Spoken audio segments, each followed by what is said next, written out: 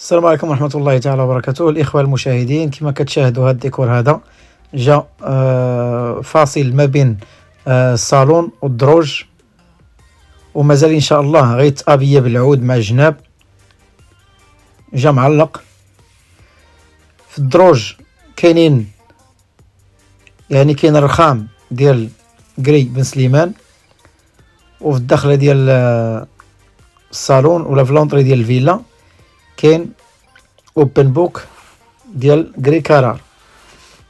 وكما كتشاهدوا هنا كاين جوج قطع ديال الرخام. هذا بالنسبه لهذا على برا كاين القري بن سليمان، بحكم ان قري بن سليمان كاين لداخل، يعني باش نماريو ما بين الالوان قري بن سليمان لداخل وقري كارار على برا، حاولنا نديرو قري كارار لداخل ونديروه على شكل ديكور كما شفتوه. هو تقريبا دائره، شكلنا القطعتين مع بعضهم كيعطيونا دائره، وحاولنا اننا نديرو نصف دائره في كل جهه، والداخل كيبقى خاوي. هذا غيدار فيه ان شاء الله واحد ديكور ديال فاز مثلا، يدار وريدات هنا، يدار شي ديكور، المهم على حسب الطلب ديال الكليان.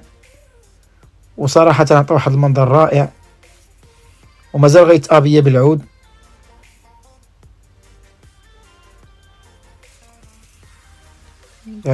عطى واحد المنظر مزيان.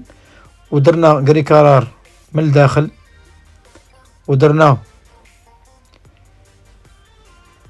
قري بن سليمان على برا، وكما كتشاهدوا جاب واحد المنظر جميل.